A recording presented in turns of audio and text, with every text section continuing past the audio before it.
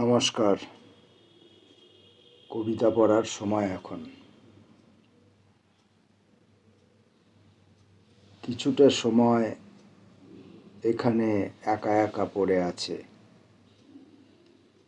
জানালার বাইরে যেটুকু আলো বাকি ছিল, তার শরীর স্বাস্থ্য এখন কেমন খবর পাই না। টিভি চ্যানেল থেকে অবিরাম শুনতে পাই পাতা ঝরার শব্দ। আমি এই সময়টুকুর পাশে এসে বসলাম, একটু ছোঁয়া দিলাম, পুরনো দিনের কিছু গল্প শোনালাম। ফুল ফোটার ঋতু কি এবছরও আসবে ভাবছি।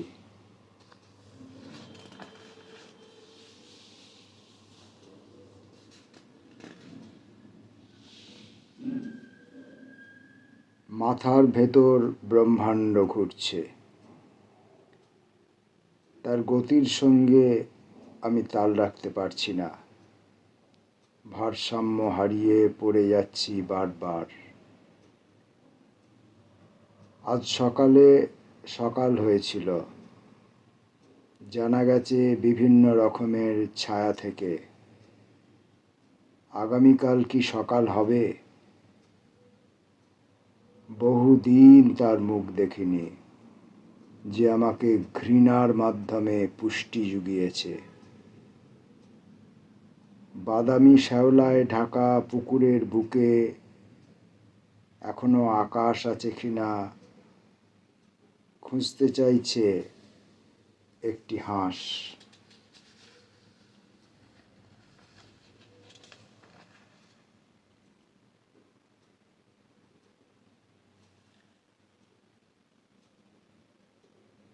গুরুত্ব দিইনি, তাচ্ছিল্য করেছি, তবুও আর চোখে দৃষ্টি জানত লোকটা বসে আছে কালভার্টের উপর। আসতো, বসে থাকতো, দেখতে চাইতো, পেত না যা চাইতো। রাত্রি নামলে সে চলে যেত কিনা বলা যায় না। অন্ধকার হয়তো বলতে পারবে। সে ছাড়া সেখানে আর তখন কেউ থাকতো না, কিছু থাকতো না। আজ কালভার্টের বৈধব্য প্রমাণ করছে সে আর আসে না, বসে না, সে নেই। যদি আরেকটি বার দেখতে পেতাম তাকে।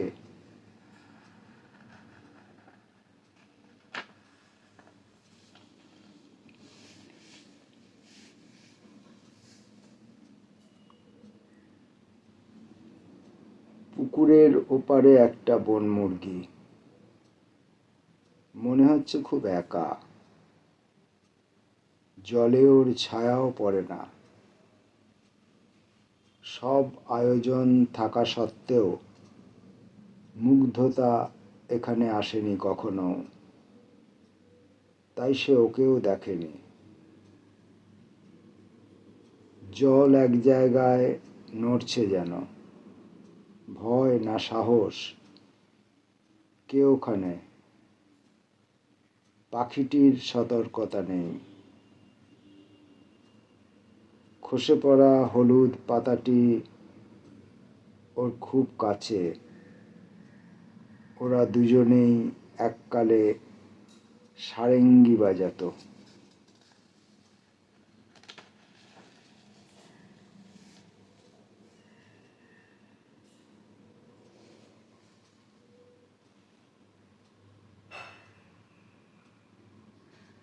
দশতলার উপর থেকে তোমাকে দেখে এলাম,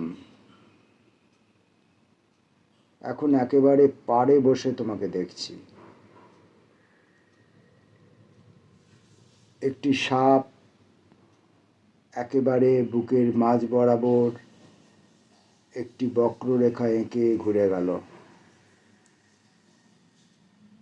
তোমার অহং আমাকে দংশাচ্ছে। তোমার উদাসীনতা মৃদু করে তুলছে আমাকে। তুমি আমাকে দেখছো না। সাপটির পিছু পিছু তলিয়ে গেছে তোমার মন জলের জলের জলের গভীরে। অন্ধকারের সমন এসেছে আমার নামে। আমি চলে যাব, তাতে তোমার যায় আসে না কিছুই।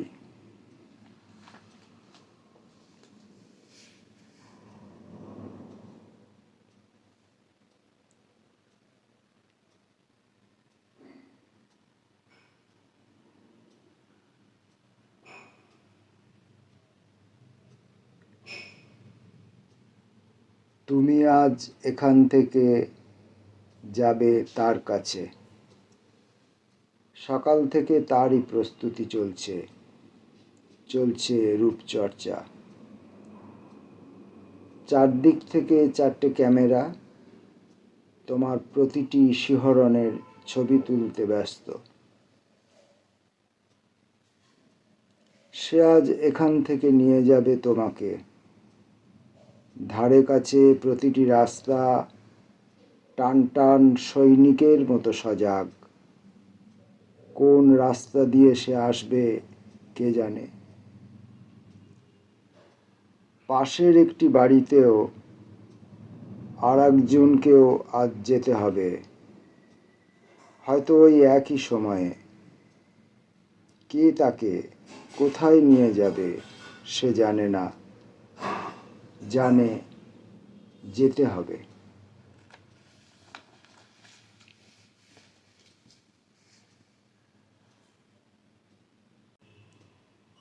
ছোট একটা পুকুর, অল্প একটু জল, অনেক গাছপালার ছায়া, আর টুকরো টুকরো কিছু আকাশ দিয়ে ভরা। ছোট একটা নৌকো রাখা আছে সেখানে। জল তার রোগা রোগা হাত দিয়ে কোনো মতে ছুঁয়ে আছে ওকে।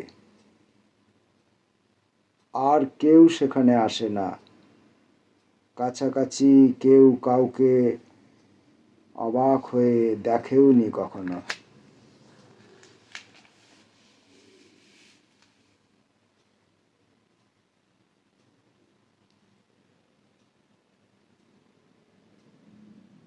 দুপাশে অসংখ্য সারিবদ্ধ হাইরাইজের মাঝে ছোট্ট একটি চালা ঘরের সতেজ ফুসফুস। মাঝে মাঝে জল কাঁপছে বিভিন্ন মুদ্রায়।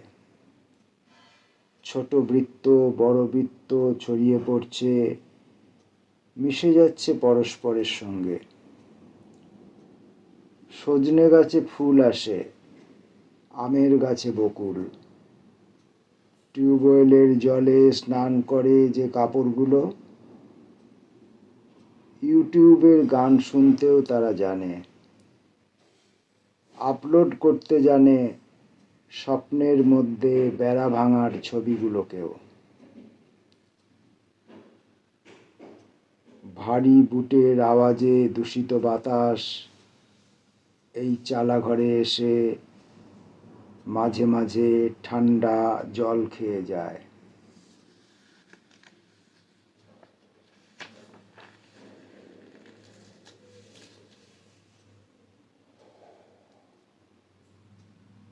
একটা বাড়ির ছবি আঁকা আছে রাস্তার ওপাশে। সামনেই একটা নারকেল গাছ, তার আজানুলম্বিত পাতাগুলো আড়াল করে। আড়ালের ওপাশে কে যেন রয়ে যায়। নারকেল পাতায় চিরে চিরে বার হতে চায় তার মুখের রং আর গন্ধটুকু। চুরি হয়ে যায় অশনাক্ত চোরের চোখে। রাস্তা পার হয়ে সে বাড়িতে যেতে চেয়ে একটা জীবন পার হয়ে গেল, বাজে খরচের মতো মানিব্যাগ থেকে। কোনো আর্ট গ্যালারি এ বাড়ির ছবি দেখাতে পারে না নারকেল গাছের পাতা সরিয়ে।